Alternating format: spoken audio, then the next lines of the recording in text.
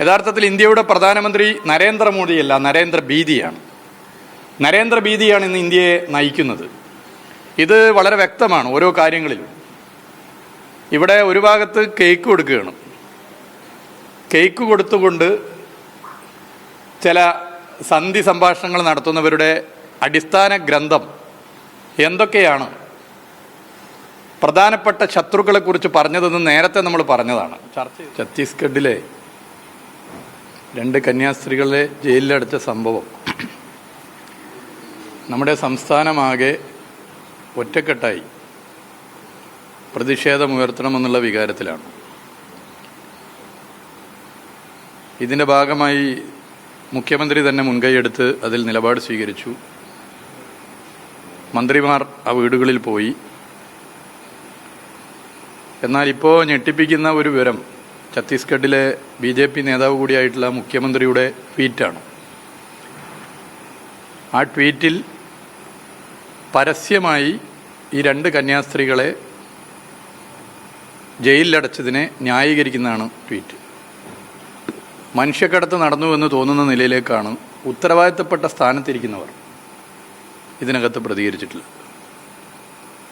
നമുക്കറിയാം, ഭരണഘടനയുടെ ആർട്ടിക്കിൾ 26 വളരെ വ്യക്തമായി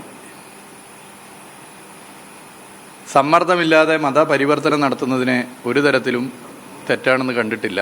ഭരണഘടന തന്നെ അതിന് അടിവരയിട്ട് പറഞ്ഞതുമാണ്.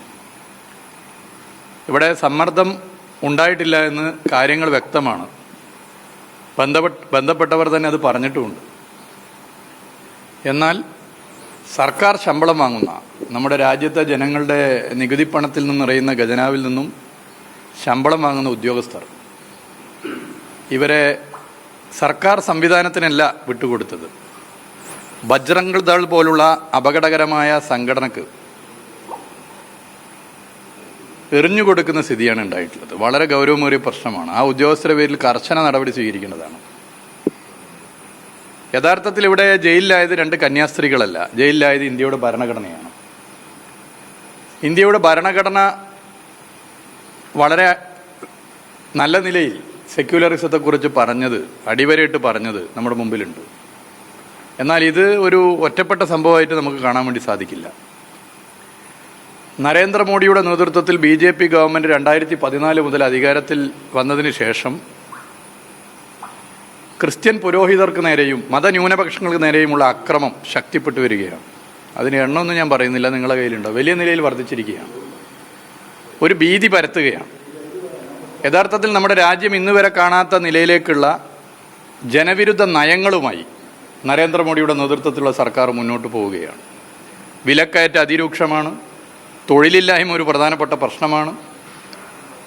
പട്ടിണിയും ദാരിദ്ര്യവും നമ്മുടെ രാജ്യത്ത് പെരുകുകയാണ്. ഇതിൽ നിന്നൊക്കെ ശ്രദ്ധ തിരിക്കാൻ വേണ്ടി മറ്റു മതങ്ങളോടുള്ള വിരോധം കുത്തിവെച്ച് മതവർഗീയത നടപ്പിലാക്കാൻ ശ്രമിക്കുകയാണ് നരേന്ദ്രമോദിയും BJPയും. ഒരു ഭീതി പരത്തുകയാണ്. യഥാർത്ഥത്തിൽ ഇന്ത്യയുടെ പ്രധാനമന്ത്രി നരേന്ദ്രമോദിയല്ല, നരേന്ദ്രഭീതിയാണ്. നരേന്ദ്രഭീതിയാണ് ഇന്ന് ഇന്ത്യയെ നയിക്കുന്നത്. ഇത് വളരെ വ്യക്തമാണ് ഓരോ കാര്യങ്ങളിലും. ഇവിടെ ഒരു ഭാഗത്ത് കേക്ക് കൊടുക്കുകയാണ്. കേക്ക് കൊടുത്തുകൊണ്ട് ചില സന്ധി സംഭാഷണങ്ങൾ നടത്തുന്നവരുടെ അടിസ്ഥാന ഗ്രന്ഥം എന്തൊക്കെയാണ് പ്രധാനപ്പെട്ട ശത്രുക്കളെക്കുറിച്ച് പറഞ്ഞതെന്ന് നേരത്തെ നമ്മൾ പറഞ്ഞതാണ്, ചർച്ച ചെയ്തതാണ്. അപ്പോൾ ഇത് വളരെ ബോധപൂർവം യഥാർത്ഥ അജണ്ടകളിൽ നിന്നും വഴിമാറ്റാൻ കേന്ദ്ര സർക്കാരിൻ്റെ നിലപാടാണ്. ഇതൊരു ഒറ്റപ്പെട്ട സംഭവമല്ല. ഇത് ഛത്തീസ്ഗഡിൽ മാത്രമുള്ള സംഭവമല്ല, ഇന്ത്യയിലെ പല സംസ്ഥാനങ്ങളിലും ഇത് നടക്കുന്നു. മഹാരാഷ്ട്രയിലെ ഒരു MLA ശ്രീ ഗോപി എന്നാണ് പേരെന്നാണ് എനിക്ക് തോന്നുന്നത്. അദ്ദേഹം കന്യാസ്ത്രീകളെയും ക്രിസ്ത്യൻ പുരോഹിതന്മാരെയും ആക്രമിച്ചാൽ 3 ലക്ഷം മുതൽ 11 ലക്ഷം വരെ ഇനാം പ്രഖ്യാപിച്ചിട്ടുണ്ട്. അപ്പോൾ ഇന്ത്യയിലെ ഓരോ സംസ്ഥാനങ്ങളിലും നമുക്കിത് കാണാൻ വേണ്ടി സാധിക്കും. ഇതിൽ നിന്ന് വ്യത്യസ്തമായി നിൽക്കുന്ന ഒരു സംസ്ഥാനം ഇടതുപക്ഷം ഭരിക്കുന്ന കേരളമാണ്. LDF കേരളത്തിൽ ഭരിക്കുന്ന കാലത്തോളം ഇത്തരത്തിൽ ഭരണഘടനാ വിരുദ്ധ നിലപാടുകൾ ഒരു തരത്തിലും അംഗീകരിക്കില്ല. ഒരു തരത്തിലും അംഗീകരിച്ച് മുന്നോട്ട് പോകാൻ പറ്റില്ല. അതിൻ്റെ ഭാഗം കൂടിയാണ് കേരളത്തിൻ്റെ മുഖ്യമന്ത്രിയുടെ തലക്ക് മധ്യപ്രദേശിൽ ഇതുപോലുള്ള സംഘപരിവാറുകാർ വില പ്രഖ്യാപിച്ചത്. ഇത് വളരെ ഗൗരവമേറിയ പ്രശ്നമാണ്. ഇതിൽ നമ്മളെല്ലാവരും ഒന്നിച്ചു നിന്ന് ഇവരെ ജയിൽ മുക്തരാക്കണം, അതിൻ്റെ നിലപാട് സ്വീകരിക്കണം. എല്ലാവരും ഒന്നിച്ചു നിന്ന് മുന്നോട്ട് പോകേണ്ട വിഷയമാണ്. ഈ വിഷയത്തിൽ കേരളത്തിലെ BJP ഒരു ഇരട്ടത്താപ്പിലാണോ ഉള്ളത്? അവർ ഇന്നലെ പറയുന്ന അങ്ങോട്ട് സംഘം പോകും എന്നൊക്കെ പറയുന്നുണ്ട്. അവരൊരു ഇരട്ടത്താപ്പാണോ ഈ വിഷയത്തിൽ? അല്ല, കേരളത്തിലെ BJPയെ നിയന്ത്രിക്കുകയും നയിക്കുകയും ചെയ്യുന്ന സംഘടനയുടെ അടിസ്ഥാന ഗ്രന്ഥത്തെ തിരുത്തി എഴുതാൻ പറ്റില്ലല്ലോ. ആ അടിസ്ഥാന ഗ്രന്ഥം തന്നെ വളരെ വ്യക്തമായി മുഖ്യ ശത്രുക്കളാരെന്ന് പറഞ്ഞിട്ടുണ്ട്. ഞാനത് ആവർത്തിക്കുന്നില്ല. മുമ്പ് തൃശ്ശൂരിൽ നിന്നൊരു 1.5 കൊല്ലം മുമ്പ് അത് പറഞ്ഞ സമയത്ത് ചിലരുടെ മറുപടികൾ അന്ന് നിങ്ങൾ ശ്രദ്ധിച്ചിട്ടുണ്ടാവും. അന്നൊരു ചർച്ചയായിരുന്നു ആ വിഷയം. അപ്പോൾ കേരളത്തിലെ BJPക്ക് പുള്ളിമാൻ്റെ പുള്ളി തേച്ചു മാച്ച് കളയാൻ വേണ്ടി പറ്റുമോ? പറ്റില്ല. അടിസ്ഥാന ഗ്രന്ഥം പറയുന്നതിനനുസരിച്ചാണ് പ്രവർത്തിക്കുന്നത്. ഇങ്ങനെ ദയനീയ പരാജയമായ ഒരു കേന്ദ്ര ഭരണം, ആ ഭരണത്തിൻ്റെ ഭാഗമായി BJPയിലെ സാധാരണ പ്രവർത്തകരുൾപ്പെടെ പ്രയാസപ്പെടുകയാണ്. ശതകോടീശ്വരന്മാർക്ക് മാത്രം രക്ഷയുള്ള ഒരു ഭരണമായി ഇന്ത്യയിലെ നരേന്ദ്രമോദി ഭരണം മാറി. അപ്പോൾ അജണ്ടയെ വഴിമാറ്റുക എന്നുള്ള ലക്ഷ്യം വെച്ചുകൊണ്ടാണ് വളരെ ബോധപൂർവം ഇത്തരം ശ്രമം നടത്തിക്കൊണ്ടിരിക്കുന്നത്. ഇത് കേരളത്തിലെ BJP ചില തട്ടിപ്പ് പ്രവർത്തനവും ഗിമ്മിക്കുകളും ചില മറ്റ് വിദ്യകളൊക്കെ നടത്തിയാലും BJP എന്താണ് എന്നുള്ളത് എല്ലാവർക്കും അറിയാം. എന്ത് പ്രത്യയശാസ്ത്രമാണ് BJPയെ നയിക്കുന്നത്, ഏത് സംഘടനയാണ് BJPയെ നിയന്ത്രിക്കുന്നത് എന്നുള്ളതൊക്കെ തന്നെ അറിയുന്നവർക്ക് ഇതിൽ അത്ഭുതം തോന്നില്ല. പക്ഷേ ഇത് വളരെ ഗൗരവമേറിയ പ്രശ്നമാണ്. ഇത് ഏതെങ്കിലും ഒരു പ്രത്യേക മതവുമായി ബന്ധപ്പെട്ട പ്രശ്നമായിട്ട് നമ്മൾ കാണരുത്. ഇത് രാജ്യത്തിൻ്റെ ഭരണഘടനയുമായി ബന്ധപ്പെട്ട പ്രശ്നമാണ്. അതുകൊണ്ടാണ് ഞാൻ പറഞ്ഞത്, ഇവിടെ ജയിലിലായത് രാജ്യത്തിൻ്റെ ഭരണഘടനയാണ്. രാജ്യത്തിൻ്റെ ഭരണഘടനയാണ് ജയിലിൽ. ആ നിലയിലാണ് നമ്മൾ ഈ വിഷയത്തെ കാണേണ്ടത്. നരേന്ദ്രമോദിയല്ല, നരേന്ദ്ര ഭീതിയാണ് ഇന്ന് ഇന്ത്യയെ ഭരിക്കുന്നത്. ആ ഭീതിയിൽ ഒരടി പിറകോട്ട് പോകാതെ നിലകൊള്ളുന്ന സംസ്ഥാനം ഇടതുപക്ഷം ഭരിക്കുന്ന കേരളമാണ്. കേരളത്തിൽ ഭരണഘടനയെ മുറുകെ പിടിച്ചുകൊണ്ടുള്ള നിലപാട് ഇനിയും തുടരും. ഇവരെ മോചിപ്പിക്കാനുള്ള ശ്രമത്തിന് എല്ലാവരുമായി യോജിച്ചെന്നുകൊണ്ട് മുന്നോട്ട് പോകും. സംസ്ഥാന സർക്കാർ എന്ത് ഇടപെടലാണ് ഇതുവരെ നടത്തിയിട്ടുള്ളത് ഇവരുടെ മോചനവുമായി ബന്ധപ്പെട്ട്? നിങ്ങൾ തുടക്കത്തിലെ അത് ശ്രദ്ധിച്ചല്ലോ, മുഖ്യമന്ത്രി ഉൾപ്പെടെ തന്നെ ഇടപെട്ടു.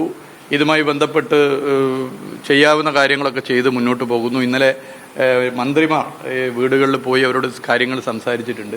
ഒരു സ്റ്റേറ്റ് ഗവൺമെന്റിന് ഇതിൽ എന്തൊക്കെ ചെയ്യാനാകും അതൊക്കെ സംസ്ഥാന സർക്കാർ ചെയ്യും. ഇതിൻ്റെ അത് വേറൊരു വിഷയം, ഇപ്പം നേരത്തെ ഈ കേക്കിൻ്റെ വിഷയമൊക്കെ പറഞ്ഞതുപോലെ ഈ സഭാ നേതൃത്വത്തിലുള്ള ചില ആളുകളെങ്കിലും ഇത് കൃത്യമായിട്ട് ബജരംഗദളാണ് അല്ലെങ്കിൽ ഈ സംഘപരിവാർ ആശയമുള്ള ആളുകളാണ് ഇത്തരം പ്രവർത്തനങ്ങൾ നടത്തുന്നത് എന്ന് പറയാൻ തയ്യാറാകുന്നില്ല എന്നുള്ളൊരു കാര്യമുണ്ട്. അപ്പോൾ അവരിപ്പോഴും BJPയുടെ ഒരു സോഫ്റ്റ് കോർണറിൽ നിൽക്കുകയാണെന്ന് തോന്നുന്നുണ്ടോ? അല്ല, എനിക്ക് അങ്ങനെ തോന്നുന്നില്ല. അവരൊക്കെ പറയും, പറയേണ്ടി വരും, പറയുന്നുമുണ്ട്. അത് ശക്തമായി പറയുന്നുണ്ട്. ഇത് ഒരു സഭാ നേതൃത്വം മാത്രം മുന്നിട്ടിറങ്ങി ഇടപെടേണ്ട ഒരു പ്രശ്നമല്ല. ഇത് നമ്മുടെ നാടാകെ ഒന്നിക്കണം.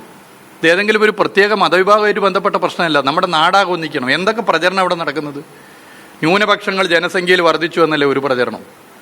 ക്രിസ്തീയ പുരോഹിതന്മാർ ഇങ്ങനെ മതം മാറ്റിക്കൊണ്ടിരിക്കുകയാണ്, നിർബന്ധിത മതം മാറ്റൽ നടത്തിക്കൊണ്ടിരിക്കുകയെന്നല്ലേ ഉത്തരേന്ത്യയിലും ഇന്ത്യയിലെ കേരളമല്ലാത്ത പല സംസ്ഥാനങ്ങളും പ്രചരിപ്പിക്കുന്നത്. 947 ഇന്ത്യക്ക് സ്വാതന്ത്ര്യം കിട്ടിയപ്പോഴുള്ള ക്രിസ്ത്യൻ ജനസംഖ്യയും ഇന്ന് നമ്മളിവിടെ ഒത്തുകൂടുന്ന ഈ സമയത്തുള്ള ജനസംഖ്യ എടുത്ത് പരിശോധിച്ചാൽ അത് പച്ചക്കള്ള നമുക്കറിയില്ലേ. അപ്പോൾ കുപ്രചരണം നടത്തുകയാണ്. ക്രിസ്ത്യൻ മുസ്ലിം ജനവിഭാഗങ്ങൾക്ക് നേരെ, മതന്യൂനപക്ഷങ്ങൾക്ക് നേരെ കുപ്രചരണം നടത്തുകയാണ്. ഇതിൻ്റെ കൂടെ ഹൈന്ദവ മതവിഭാഗത്തിലെ സഹോദരന്മാർ അണിനിരക്കില്ല, സഹോദരിമാർ അണിനിരക്കില്ല. ഹൈന്ദവ മതവിഭാഗത്തിലെ മഹാഭൂരിപക്ഷവും എല്ലാവരും ഒന്നിക്കണം എന്ന് ആഗ്രഹിക്കുന്നവരാണ്. അതുകൊണ്ടാണ് ഞാൻ പറഞ്ഞത്, ഇതൊരു മതവുമായിട്ട് ബന്ധപ്പെട്ട പ്രശ്നമേ അല്ല. ഇത് എല്ലാവരും ഒന്നിക്കുന്ന പ്രശ്നമാണ്. മനസ്സാക്ഷിയുള്ള മനുഷ്യർ മുഴുവൻ ഇതിൽ ഒന്നിച്ചുകൊണ്ട് പോരാടേണ്ടതുണ്ട്. അതുകൊണ്ട് ഏതെങ്കിലും ഒരു പുരോഹിതർ മാത്രം നേതൃത്വം കൊടുക്കേണ്ട ഒരു പ്രശ്നമായിട്ടല്ല ഇതിനെ കാണേണ്ടത്. ഇത് നമ്മളെല്ലാവരും ഒന്നിക്കേണ്ട പ്രശ്നമാണ്. ഇപ്പോൾ